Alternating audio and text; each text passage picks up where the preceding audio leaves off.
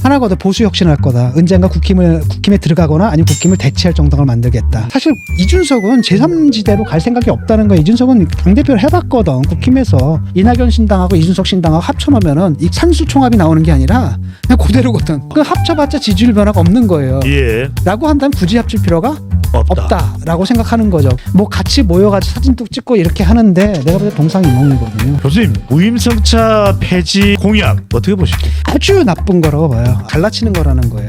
이 감정이 기반해야 되는 거예요? 아니면 이성이 기반해야 되는 겁니까? 저는 후자라고 보거든요.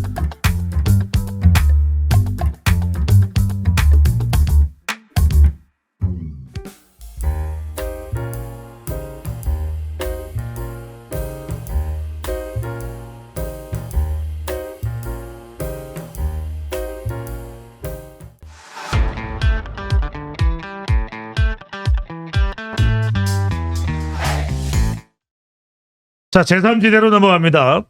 누구보다도 이준석 기획신당 대표를 잘 이해하고 있는 진중권 교수가 여쭙습니다. 빅텐트.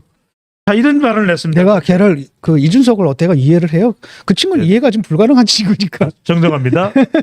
진중권 교수도 이해가 불가능한 이준석 기획신당 대표에 대한 질문입니다. 세대 차이가 있어서 그래요, 그게. 네, 세대 차이입니다. 네, 왜냐하면 내 세대 사람들은 그쪽 세대 사람들을 이해하는데 아무래도 한계가 있어요.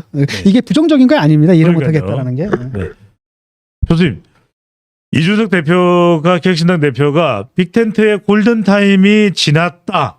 안 하겠다는 안 이야기인가요? 하겠다는 얘기야. 아, 안 하겠다는 얘기야. 왜 안 하는 겁니까? 그냥 자기 뜻대로 가겠다는 거죠. 자기 뜻대로 가는 거고. 왜냐하면 이준석 이게 당의 성격이 좀 불분명하다 그랬잖아요. 두 개. 예. 왜 정당을 만드느냐. 금태섭 신당 여기만 확실해요. 가장 뚜렷하거든. 우리는 양당제 폐해가 있다. 우리는 제3의 길을 가겠다. 이것만 뚜렷하고. 얘는 하나거든. 보수 혁신할 거다. 언젠가 국힘에 들어가거나 아니면 국힘을 대체할 정당을 만들겠다. 중도는 아니다라는 거죠. 또 두 번째는 뭐냐? 우리가 중도로 가겠다. 양당 너무 피해가 심하다. 이 당도 마찬가지, 저 당도 나쁘다. 그러니까 우리가 제3당으로 가겠다. 라고 한다면 여기서 이제 합쳐진다는 얘기가 두 번째 시내에서 나오는 건데 첫 번째랑 굳이 합쳐질 필요가 없잖아요. 근데 내가 계속 얘기했던 게 사실 이준석은 제3지대로 갈 생각이 없다는 거예요. 이준석은 당대표를 해봤거든. 국힘에서. 그러니까 글로 돌아가는 거. 그다음에 국힘이 망가져가지고 자기가 이제 개선 장군처럼 가가지고 구원자가 돼서 거기에 당당하게 입성하는 그런 꿈을 꾸고 있을 거라는 거예요. 그래서 그런 플랫폼으로 이 당을 만들었기 때문에 이낙연과 합쳐지고 이런 부분에 대해서는 사실은 그게 그렇다면 이제 보수당으로 간다는 얘기잖아요. 그렇다고 한다면 이질적인 요소가 들어오는 게 별로 좋지 않거든. 그러니까 거기에 대해서 이제 지금 선을 좀 긋고 있는 거고 또 한편은 근데 다른 한편은 뭐냐. 그런데 우리가 독자적으로 가가지고는 유의미한 성과를 거둘 수 있을까? 세력이 부족하지 않을까? 그러니까 그때 이제 한 자락 깔아둔 게 여차하면 그래도 같이 할 수 있다라고 가능성 정도를 좀 열어둔 거예요. 근데 지금 딱 하다 보니까 그래도 가장 그 끝발 좋은 게 자기들이거든. 지지율이 잘 나오는 한 게. 5만 명 정도 뭐 당원들도 모이고 이러니까 이 업이 돼 있어요. 업돼 있는 거예요. 이러다 보니까 우리 서두를 필요가 없다. 그다음에 우리 그냥 우리 뜻대로 간다. 근데 니들 들어오려면 들어오고 말려면 말라 이렇게 가는 거예요. 또 하나는 뭐냐면 어떤 여론조사에서 보게 되면 이낙연 신당하고 이준석 신당하고 합쳐놓으면은 이게 산수 총합이 나오는 게 아니라 그냥 그대로거든. 아, 그 합쳐봤자 지지율 변화가 없는 거예요. 예, 라고 한다면 굳이 합칠 필요가 없다. 없다라고 생각하는 거죠. 왜냐하면 괜히 합쳐가지고 이미지만 흐려진다 이렇게 생각할 수도 있는 거죠. 이게 지금 이준석 생각인 것 같아요. 네. 그래서 뭐 같이 모여가지고 사진도 찍고 이렇게 하는데 내가 볼 때 동상이몽이거든요. 동상이몽이고.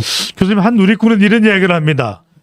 이준석 대표가 만 65세 이상 무임승차, 지하철 무임승차 폐지를 꺼내놓은 것도 빅텐트를 할 수 없는 이유다. 생각조차 안 하고 있다. 왜냐하면 지금 미래대연합, 원칙과 상식 출신의 미래대연합이나 이낙연 전 총리는 곧 아니면 이미 무임승차 연령대거든요. 어떻게 이렇게 해놓고 같이 하겠냐. 교수님, 무임승차 폐지 공약 어떻게 보십니까? 아주 나쁜 거라고 봐요. 아주 나쁜 공약이라고 보고, 그러니까 이준석 대표가 갖고 있는 장점이 있고 문제점이 있는데 제가 지적했던 문제점이 바로 이거거든요. 이준석 대표가 가끔가다 보이는 이런 거잖아요. 노인에 대한 공격. 그다음 또 누구십니까? 장애인에 대한 공격. 그다음에 여성에 대한 공격. 외국인에 대한 공격. 있거든요. 언뜻 나타나거든. 이게 이제 파퓰리즘이에요. 미국에서는 트럼피즘으로 나타나는 그거거든요. 트럼프. 트럼피즘으로 나타나는데 한국에서는 그 MZ 세대, 그것도 남성. 남성 일부에게서 나타난 거거든요. 근데 지금 이게 갈라치는 거라는 거예요. 갈라치기를 하면은, 근데 문제는 뭐냐면은 그렇게 느끼는 사람들 있잖아요. 아, 출근하는데, 아니, 노인 왜 사람이 많어? 근데 노인들은 공짜로 사니까, 아, 출근 시간까지 타네? 아, 짜증나. 뭐 이러잖아. 예. 근데 그게 사실은 올바른 태도가 아닌데, 그런 감정이 있는 건 사실이잖아요. 그렇죠? 나도 그렇거든요.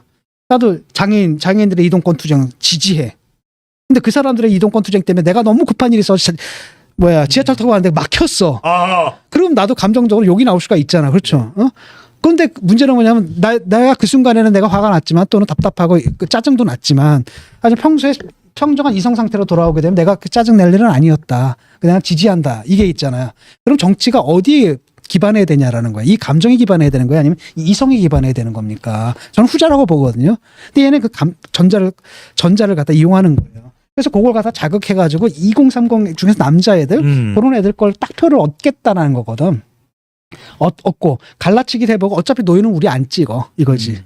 근데 이게 이제 제대로 된 책임 있는 공당이다라고 한다면 그걸 공약을 못 내세운다라는 거예요. 예. 그러니까 이낙연도 이건 내세울 수가 없고 원칙과 상식 의원들이나 그다음에 금태섭의 그 제3의 선택 같은 이런 거는 정치적으로 금도죠. 이런 건 해서는 안 된다라고 믿는 사람들이란 말이죠. 근데 이걸 딱 내갔다 안 하겠다는 얘기죠. 우리는 우리 길대로 가겠다. 더 힘들게 만들겠다라는 거지.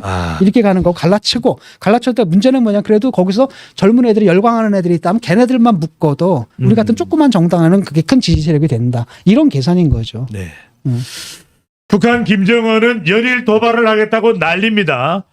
해선이 외무상을 러시아로 보내서 푸틴 대통령을 만나고 환하게 웃는 푸틴은 북한 초청까지 받으면서 더 입을 쫙 찢으면서 웃고 있는 영상까지 보이고 있습니다.